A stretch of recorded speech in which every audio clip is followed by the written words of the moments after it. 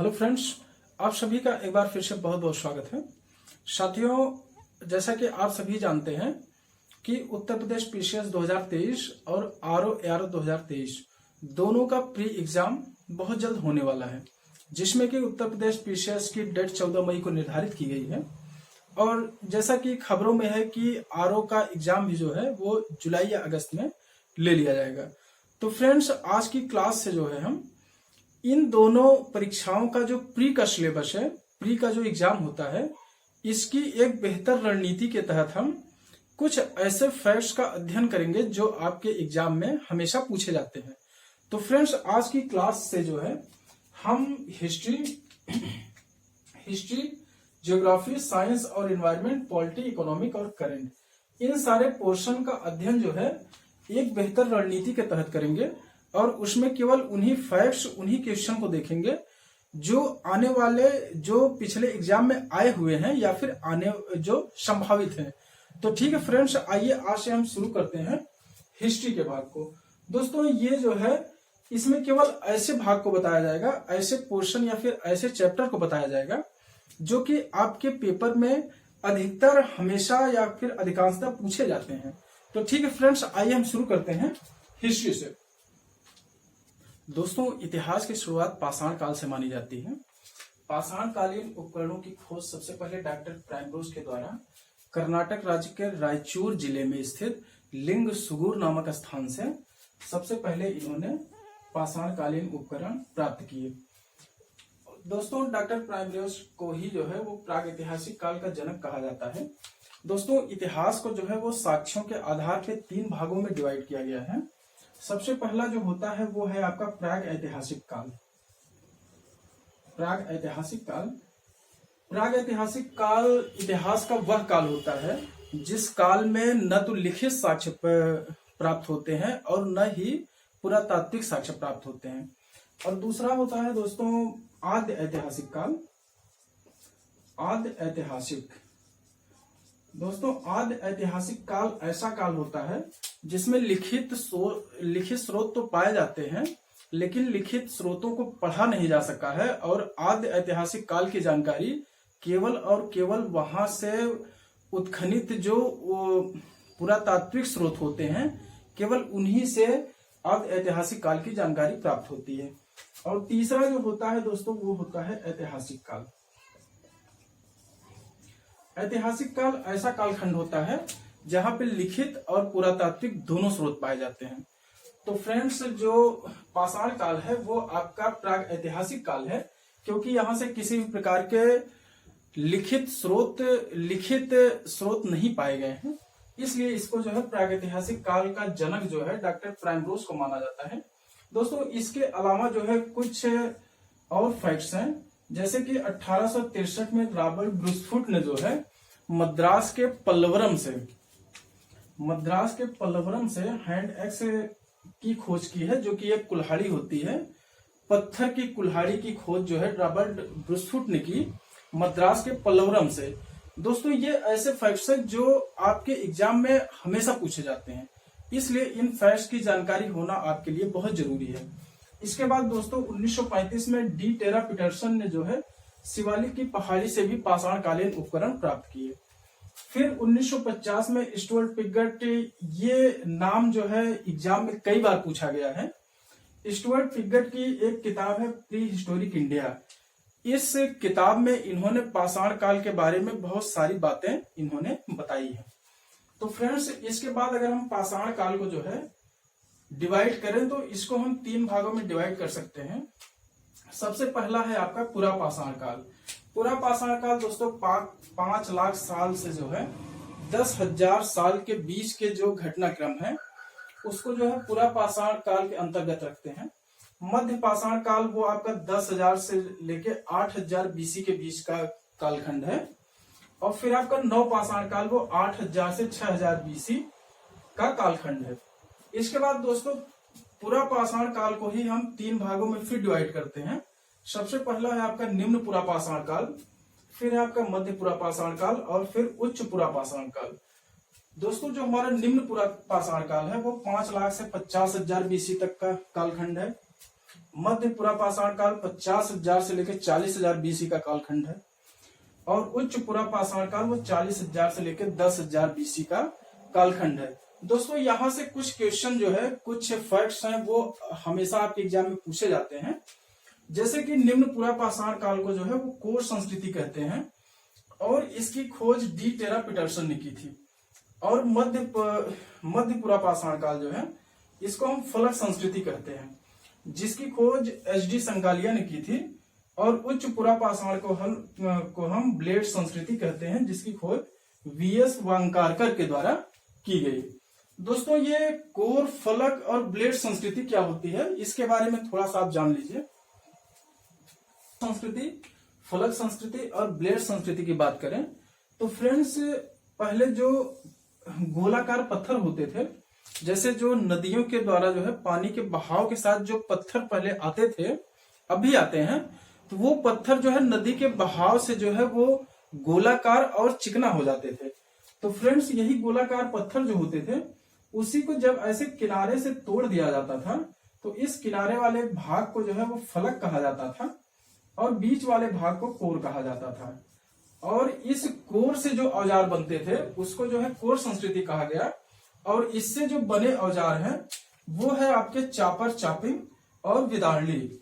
और इसके बाद जो किनारे का भाग होता था फलक का, वो जो है किनारे के भाग से बने औजार जो है वो फलक संस्कृति कहलाए, जिसमें कि कुछ इंपॉर्टेंट औजार जो है वो है खुरचनी, तछड़ी, बेधनी। और फिर इसी फलक को जो है और पैना करके और घिस के जो है ब्लेड संस्कृति नाम दिया गया। और इसमें भी जो औजार बने वो खुरचनी, तछड़ी, बेधनी और ब्लेड, इस प्रकार के औजार जो है वो ब्लेड संस्कृति के अंतर्गत आए। दोस्तों इसमें फलक संस्कृति और ब्लेड संस्कृति में अंतर इतना है कि जो फलक संस्कृति के औजार हैं वो इस पत्थर के जो टुकड़े हैं फलक, वो उनका जो है उसी प्रकार से प्रयोग किया गया, जबकि जो ब्लेड संस्कृति है ये जो है फलक को जो है और घिस के और पैना बना दिया गया। इस प्रकार से जो है ये और तीक्ष्ण औजार हो गए।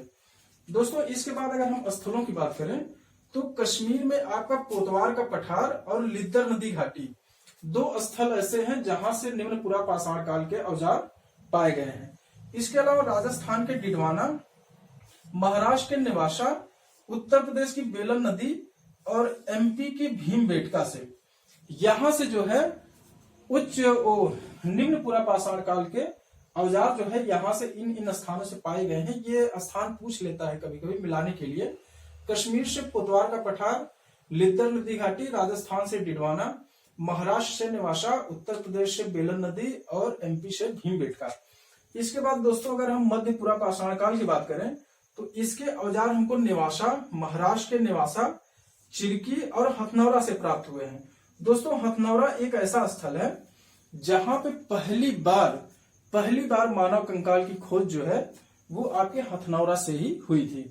इसके बाद दोस्तों अगर हम उच्च पुरापाषाण काल की बात करें तो यहाँ जो है सबसे पहले होमोसेपियंस का उदय जो है, एक होमोसेपियंस जो आधुनिक मानव है, उस आधुनिक मानव का उदय जो है वो उच्च पुरापाषाण काल के कालखंड में ही होता है।